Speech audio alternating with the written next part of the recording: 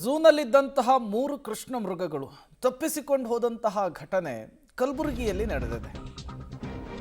ಝೂನಿಂದ ತಪ್ಪಿಸಿಕೊಂಡಂತಹ 3 ಕೃಷ್ಣ ಮೃಗಗಳು ಝೂನಿಂದ ಎಸ್ಕೇಪ್ ಆಗಿ ಮನೆಗಳಿಗೆ ನುಗ್ಗಿದ್ವಂತೆ. ಅವುಗಳನ್ನು ವಾಪಸ್ ಮತ್ತೆ ಝೂಗೆ ಬಿಡುವಂತಹ ಕೆಲಸ ಆಗಿದೆ. ಕಲಬುರಗಿ ನಗರದ ಪ್ರಾಣಿ ಸಂಗ್ರಹಾಲಯದಿಂದ ಈ 3 ಕೃಷ್ಣ ಮೃಗಗಳು ಎಸ್ಕೇಪ್ ಆಗಿದ್ವು. ಪ್ರಾಣಿ ಸಂಗ್ರಹಾಲಯದ ಗೋಡೆಯನ್ನೇ ಹಾರಿ ಬಂದಿದ್ವು ಕೃಷ್ಣ ಮೃಗಗಳು. ಒಂದು ಕೃಷ್ಣ ಮೃಗ ವಾಪಸ್ ಪ್ರಾಣಿ ಸಂಗ್ರಹಾಲಯಕ್ಕೆ ಎಂಟ್ರಿ ಕೊಟ್ಟಿದೆ ಅನ್ನುವ ಮಾಹಿತಿ ಸಿಗ್ತಾ ಇದೆ. ಮತ್ತೊಂದು ಕಡೆ ಇನ್ನೆರಡು ಕೃಷ್ಣ ಮೃಗಗಳನ್ನು ಸೆರೆ ಹಿಡಿಯೋದಕ್ಕಾಗಿ ಹರಸಾಹಸ ಪಡಬೇಕಾದಂತಹ ಪರಿಸ್ಥಿತಿ ನಿರ್ಮಾಣವಾಗಿದೆ. ಅದಾದಮೇಲೆ ಕೃಷ್ಣ ಮೃಗಗಳನ್ನು ಸಾಮಾನ್ಯವಾಗಿ ಹಿಡಿಯೋದಕ್ಕಾಗುತ್ತಾ? ಚಂಗನೆ ಚಿಗಿತವೆ.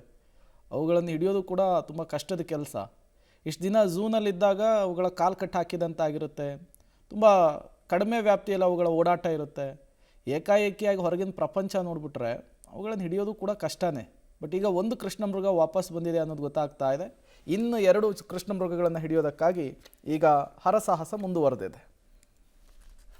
ಕಲಬುರಗಿ ಹಳೆ ಪ್ರಾಣಿ ಸಂಗ್ರಹಾಲಯದಲ್ಲಿರುವಂತಹ 3 ಚಿಕ್ಕೆ ಜಿಂಕೆಗಳು ಇವತ್ತು ಬೆಳಗ್ಗೆ ಏನಂದರೆ ಆ ಒಂದು ಮೃಗಾಲಯದಿಂದ ಎಸ್ಕೇಪ್ ಆಗಿದ್ದು, ಆ ಒಂದು ಹಿಂಬದಿ ಅಂದರೆ ಆ ಮೃಗಾಲಯದ ಏನು ಹಿಂದೆ ಝೂ ಇತ್ತು ಅದರ ಹಿಂಬದಿ ಇರುವಂತಹ ಮನೆಗಳಲ್ಲಿ ಆ ಜಿಂಕೆಗಳು ಸೇರಿಕೊಂಡಿದ್ದು, ಇಲ್ಲಿನ ಸ್ಥಳೀಯರಲ್ಲಿ ಏನಂದರೆ ಒಂದು ಕ್ಷಣ ಈಗ ಆತಂಕ ಮನೆ ಮಾಡಿಬಿಟ್ಟಿದೆ. ಈಗಾಗಲೇ ಏನಂದರೆ ಅರಣ್ಯ ಇಲಾಖೆ ಅಧಿಕಾರಿಗಳು ಕೂಡ ಸುಮಾರು 2 ಗಂಟೆಗಳ ಒಂದು ಕಾರ್ಯಾಚರಣೆ ನಡೆಸಿ ಒಂದು ಚಿಕ್ಕೆ ಜಿಂಕೆಯನ್ನು ಈಗಾಗಲೇ ಬಲೆ ಮೂಲಕ ಹಾಕಿ ಹಿಡಿದಿದ್ದಾರೆ. ಇನ್ನೊಂದು ಚಿಕ್ಕೆ ಜಿಂಕೆ ಅಲ್ಲೇ ಒಂದು ಝೂ ಹಿಂಬದಿಯಲ್ಲಿರುವಂತಹ ಮನೆಯ ಒಂದು ಕಾಂಪೌಂಡ್ ಒಳಗಡೆ ಹೋಗಿ ಸಿಕ್ಕಿ ಹಾಕಿಕೊಂಡಿದ್ದು, ಆ ಒಂದು ಜಿಂಕೆಯನ್ನು ಸೆರೆ ಹಿಡಿಯೋದಕ್ಕೆ ಬೇಕಾದಂತಹ ಎಲ್ಲ ಸಿದ್ಧತೆಗಳನ್ನು ಈಗಾಗಲೇ ಅರಣ್ಯ ಇಲಾಖೆ ಅಧಿಕಾರಿಗಳು ಮಾಡಿಕೊಂಡಿದ್ದಾರೆ. ಏನಂದರೆ ಇತ್ತೀಚೆಗಷ್ಟೇ ಕಲಬುರಗಿಯ ಮಾಡ್ಬೋಳು ಬಳಿ ಒಂದು ಹೊಸ ಪ್ರಾಣಿ ಸಂಗ್ರಹಾಲಯ ಆದ ಹಿನ್ನೆಲೆಯಲ್ಲಿ ಬಹುತೇಕವಾಗಿ ಇಲ್ಲಿರುವಂತಹ ಎಲ್ಲ ಪ್ರಾಣಿಗಳನ್ನು ಕೂಡ ಆ ಕಡೆ ಶಿಫ್ಟ್ ಮಾಡಿದರು. ಆದರೆ ಈ ಜಿಂಕೆಗಳನ್ನು ಮಾತ್ರ ಇಲ್ಲಿವರೆಗೂ ಕೂಡ ಶಿಫ್ಟ್ ಮಾಡಿರಲಿಲ್ಲ. ಆದರೆ ಅಲ್ಲಿ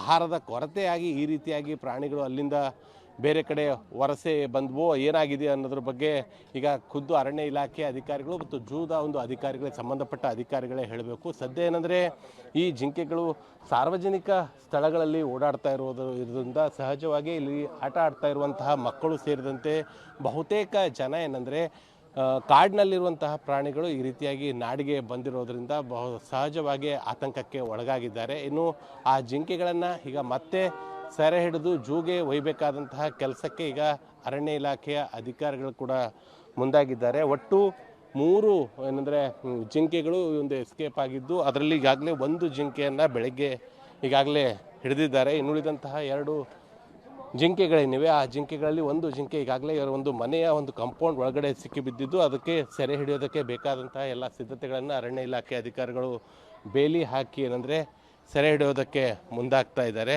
ಸೊ ಒಟ್ಟಿನಲ್ಲಿ ಏನಂತಂದರೆ ಇನ್ನೊಂದು ಜಿಂಕೆ ಇಲ್ಲಿಂದ ಈಗಾಗಲೇ ಎಸ್ಕೇಪ್ ಆಗಿದ್ದು, ಆ ಜಿಂಕೆ ಎಲ್ಲಿ ಹೋಗಿದೆ ಅನ್ನೋದ್ರ ಬಗ್ಗೆ ಅರಣ್ಯ ಇಲಾಖೆ ಅಧಿಕಾರಿಗಳು ಸಿಬ್ಬಂದಿಗಳು ಏನಂದರೆ ಹುಡುಕಾಟವನ್ನು ನಡೆಸ್ತಾ ಇದ್ದಾರೆ. ಒಟ್ಟಿನಲ್ಲಿ ಕಲಬುರಗಿಯಲ್ಲಿ ಜನರಿಗೆ ಸಾಮಾನ್ಯವಾಗಿ ಝೂಗಳಲ್ಲಿ ಸಿಗುವಂತಹ ಈ ಒಂದು ಚಿಕ್ಕೆ ಜಿಂಕೆಗಳು ಈಗ ನಾಡಿನಲ್ಲಿ ಈ ರೀತಿಯಾಗಿ ಜನರ ವಸತಿ ಪ್ರದೇಶಕ್ಕೆ ಬಂದಿರೋದ್ರಿಂದ ಸಹಜವಾಗಿ ಜನರಲ್ಲಿ ಆತಂಕ ಮನೆ ಮಾಡಿದೆ. ಸದ್ಯ ಈಗ ಅರಣ್ಯ ಇಲಾಖೆ ಅಧಿಕಾರಿಗಳೇನೋ ಅದನ್ನು ರೆಸ್ಕ್ಯೂ ಮಾಡುವಂಥ ಕೆಲಸಕ್ಕೆ ಮುಂದಾಗಿದ್ದಾರೆ.